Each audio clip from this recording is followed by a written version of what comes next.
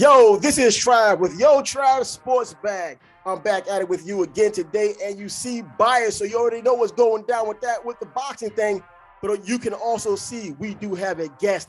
But before we get to her, let's take care of that YouTube business, and that means subscribe to the channel. Subscribe to the channel. Make sure you hit the alarm bell.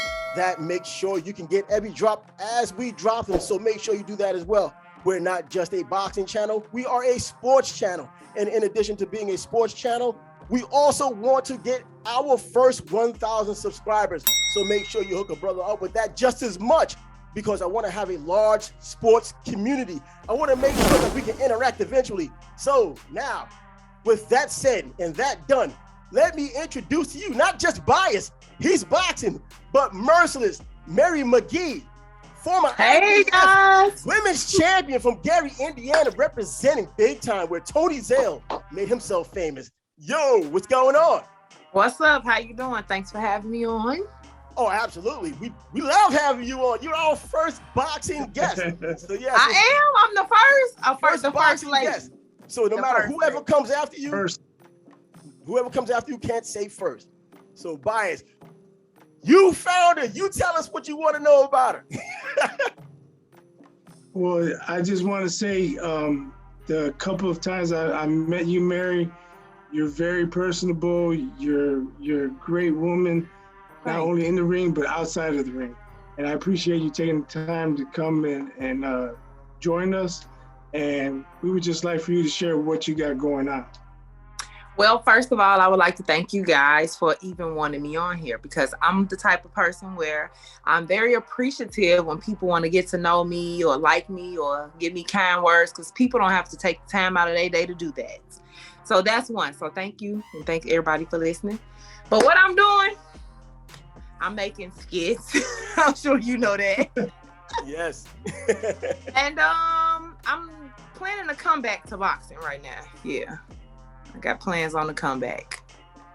So right now, you're 27 wins. You have just 4 losses, 1 no contest, 15 KOs. Let me tell you something. I watched a lot of women's boxing. I've watched a lot of boxing for decades. And you're one of the rare ones that has double digits in the knockout department. So you're bringing some dynamite along with this. You have all of these so-called named boxers with all of these fights, and they have 1 knockout, 2 knockouts, 6 knockouts. Even Clarissa Shields, she's still under 5 knockouts. And she's probably hold on, that's my sister now. Yeah, but she only has 5. I mean, in terms of the dynamite. I'm gonna say this in argument for what you're saying about Clarissa. Clarissa fights the best of the best, though. Yes. Clarissa fight people that's 16-0, 20-0, world champions. So she ain't fighting bums. Oh, I understand that. The point is that when you see Clarissa, you look at her skill set and you know her pedigree. The 2 gold medals, the amateur background, what she did coming into, the people she spars with. She spars with men, and she does well with men. I just took it for granted that she would come into a ring and just mow everybody over, and she's beating them with skill. There's no doubt about it. But I was expecting more knockouts because she has the brute power, and she also creates the angles to catch them like that.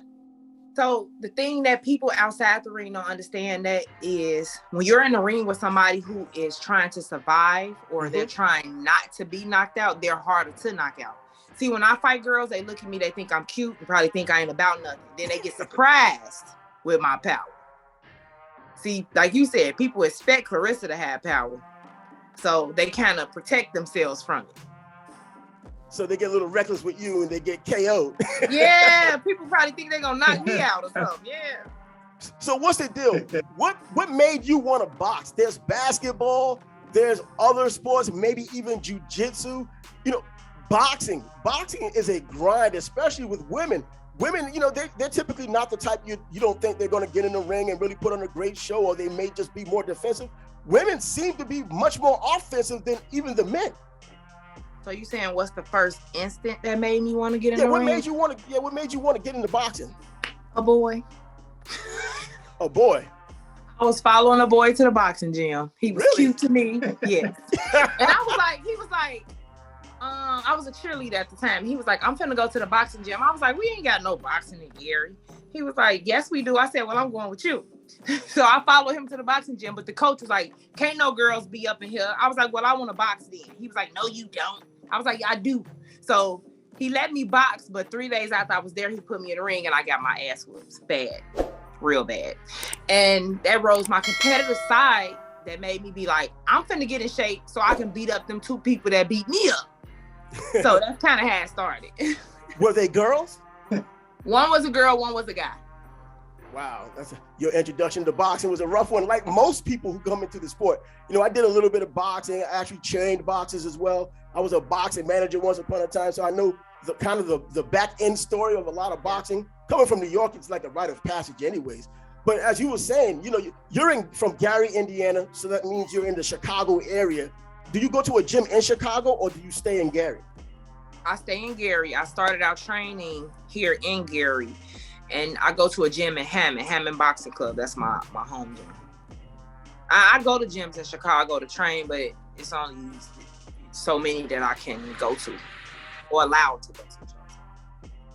Okay, can you tell us about the business part of boxing? As you know, it doesn't matter. Sometimes you could be the best fighter ever, but if you don't have the right management, the right promotion, you're probably stagnant and no one would fight you. And you know how it can be in the business part of it. I've seen your record. I've seen you fight, you know, and I've wondered, you know, do you have any trepidation going overseas or leaving the United States knowing that you're automatically going to be on the B side because of that move? Yeah, of course you do, but no risk, no reward. So when you, how do I put this? When you born like me, in an area like me, black impoverished type area, black girl, not saying just using like race card or nothing like that, but when you born in my situation, you're not normally given anything. So I'm normally fighting on the B side when I do go. Even when I was a world champion, I'm going to somebody else's backyard to face them because I don't have somebody giving me the opportunities the same as that girl. So I have to take more of a risk. So I've done it several times. You know what I mean? Because I know that's my path. I feel like in life, everybody is dealt a certain cards. You gotta learn how to play the hand that you dealt, and that's the hand that I was dealt. So I see why you're bringing that up, and I understand it, because that Chantel Cameron fight in the UK, come on, it should have been here.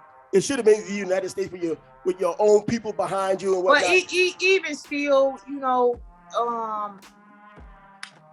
with that fight with her, like, I understand why I would have been in England, the promoters over there in England and everything, you know what I'm saying? So I get that, but what I'm saying is, like, see how she got it to be in her home country. Yeah. Like, they don't do that type of stuff for me, is what I'm saying. That don't happen like that. Yeah, because, and also, when you're on that side, things happen. You know what I mean? In that fight, she pushed you down at the end of one round. One of the rounds, you said it. I'm glad you said it. And then she pushed you down. Yeah, and they completely ignored you. I mean, they ignored you. Pushed me down knowing that I had a knee injury. Wow, I didn't know that. Yeah, I tore my MCL 2 months before everybody knew. And then when she pushed me down, it was like, to me, like, people could say I'm a sore loser or whatever, because I really don't care for her after the fight. Like, I don't really have a lot to say about the fight, because it's like, you tried to end me, to me, because you knew my knee was messed up, and pushing me down was like, well, damn, like, you knew that. You probably would have still won the fight without the bullshit, you know? But yeah, that's true. You know, but that's the dirty part of boxing, and that business part. Yeah, it is. That business part of boxing, I mean, it could be some of the most dirty, whatever you could find in sports. The things that happen in boxing probably is as bad as it gets. You know, right. Whether they're putting you in a, you know, like I told you, I was in the boxing game a while back, and I remember one time they had one of these guys in Atlantic City weigh in with all of his clothes on, and he was still underweight. And then the guy he fights that night is a light heavyweight, and he's really a middleweight. He breaks his hand on his head in the first round, or at least he says so, and they stopped the fight. And they tried not paying him because of it. What? Yeah. They tried not to pay him? Yeah, they was going to withhold his purse because they didn't believe that he broke his hand like he said he did. This was in Atlantic City, 1990. It was the undercard of Tony Tubbs. He was fighting a guy named Mike Cohen from Hilton Head, South Carolina. Yeah, but that's part of the dirtiness that happens in boxing as well. So, Bias, you have anything you want to talk about here? No, I'm just wondering, Mary, you said you're on the comeback trail. You got something in the works? Will there be some news coming out? Well, I know I talked to my manager yesterday, and then I was explaining to him that I know after my last fight, I kind of went through a depression because, you know, that was a big fight. Yeah. And it was a moment that I waited for all my life, you know, to be on that big stage and do all that. Then to lose, it kind of took a little something out of me for a period of time, shall I say. So now I'm kind of back in a better place. I'm starting to feel better. So, and I definitely didn't do bad in the fight. It's just, you know, she always edged me in certain rounds that, you know, when you're somebody home country, you got to dominate. And it wasn't dominating on my side, but it wasn't like I got beat up bad either. So I'm going to make a comeback. But this time when I make a comeback, I'm going up to 147. I'm looking for Jessica McCaskill. I'm going up to 154. I'll fight Natasha Jonas or anybody else up there that's a real champion.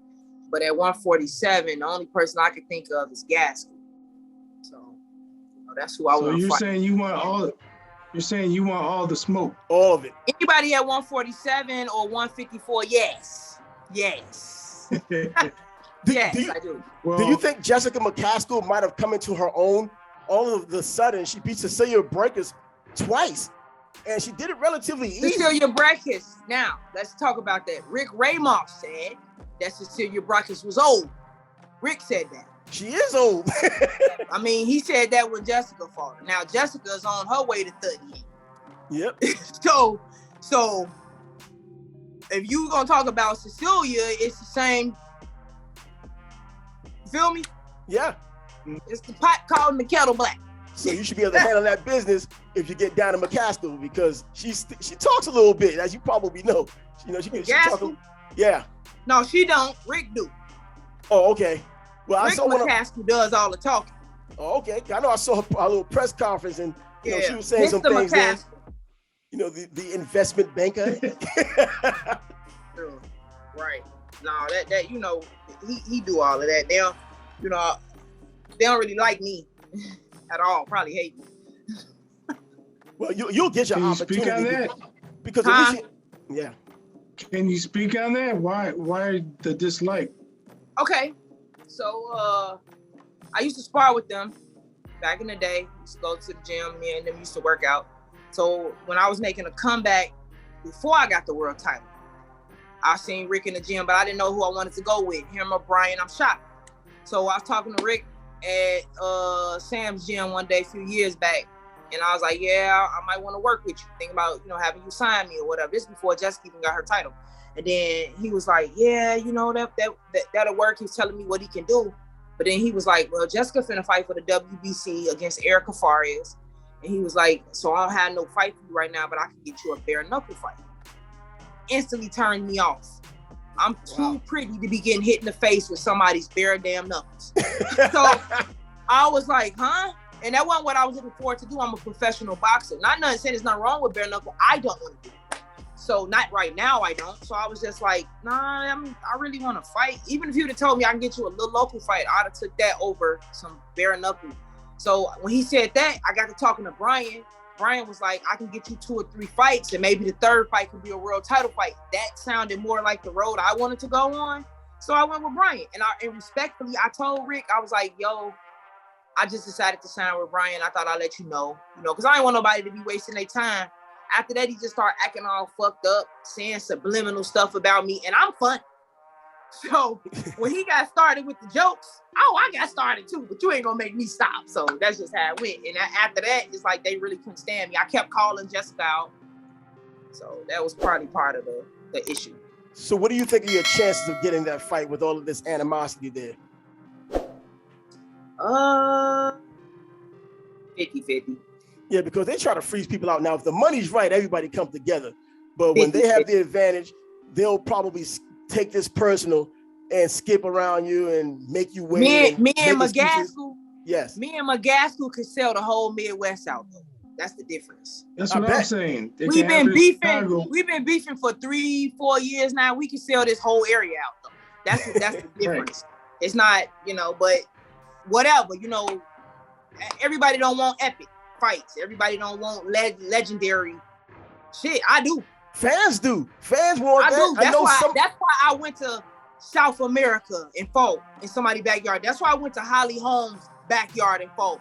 That's why I went to England and fought. I want legendary experience. So I'm sitting down with my grandkids. Yeah, your grandma used to be the shit, boy. You know what I'm saying? I want to be able able to do that when I don't want to be just skated. I mean, granted, we all want to take an easy fight here or there. That's what people do. Yeah, but exactly. Step up to the plate. I'm going to step up. Everybody should know that by now. I'm going to step up and I'm going to give it my all when it's time for me to do so. So I don't respect people that try to I'm going to pick this person here. I fought the number one ranked girl in the world on a bum knee. So what that tell you about me? Yeah, I mean, you got the heart, you have the desire. For my title, I could have easily been like, I can't do it. Well, no, I'm finna fight it. What's up? So what are your thoughts on how women's boxing's looked at? Because with men, they can get away with that kind of thing. If you lose your opportunity, it's probably gone forever. So you have to embrace every opportunity you get. True. And then we don't make the money that exactly. These women this weekend are finally making $1 million a piece, which is great. And I pray that they live up to the hype. I believe they will, because there's two great fighters. Yes. Mm-hmm. So I hope the fight is just magnificent. I'm praying about it, everything, because that'll help us all. Exactly. You know? But I've been boxing for 22 years when they was only paying $100 a round. So I boxed for pure passion. Like, that's why I was so heartbroken from my loss. I don't do this for the money. I'm not really making no money now. So it's like, the reason I'm doing it is because I like to fight. I really like boxing. I enjoy it. It's something, it's me. You gotta love it's my gift from God. Yeah, you gotta love it. If you put the time that you put into it and you're going 10 rounds with women, I love it. Or anyone, you gotta love that. You can't fake that. Forget about it. You can't fake it. And I'm glad you mentioned the Katie Taylor and Amanda Serrano fight. The first time women will be headlining Madison Square Garden, the legendary Madison Square Garden in New York. And they're getting all of this money in it. I think this is the benchmark fight where women are now going to be looked at, because I thought Clarissa Shields would be the first to get that kind of money. But she hasn't. She should have been, but like I said, everybody, she's the same as me, Clarissa Shields. She just happened to be a star who can fight and is a beast. But Clarissa's the same as me, minority, born in a certain area. It's how it is. I can't say too much, huh? Yeah, I hear you. Yeah, you got to get that it's money. How it is. But yes, Clarissa deserves that too, period. She has already put on epic fights that should have been on that number. Her next fight is an epic fight that should be put on that level. You know what I'm saying? But people pick, the powers that be pick and choose who they want to put, where they want to put them. They pick the winners and they pick the losers. And what are your thoughts on, would you think it would be better for women, and especially the payment of what women are getting, if it were 3-minute rounds instead of 2-minute rounds? Yes and no, it depends. Like, sometimes the 2-minute rounds are exciting, but I want 3-minute rounds. Personally, I think I fight better during 3-minute rounds. I'm a knockout fighter. So if I got more time to take some damage up off of you, you know what I'm saying? So it's times where, like, even with Chantel, you watch my fight, them last couple rounds, how I was hawking and hounding her down. I know when I got somebody almost cracked. If she would have had 10 more minutes in there with me, probably would have been a different fight. She was fighting me at 50%. I was dehydrated, you know what I'm saying? And I still went out there and did what it was I needed to do on that level. But I knew if I had a little more time, all that skippity pat moving around, I would have caught up.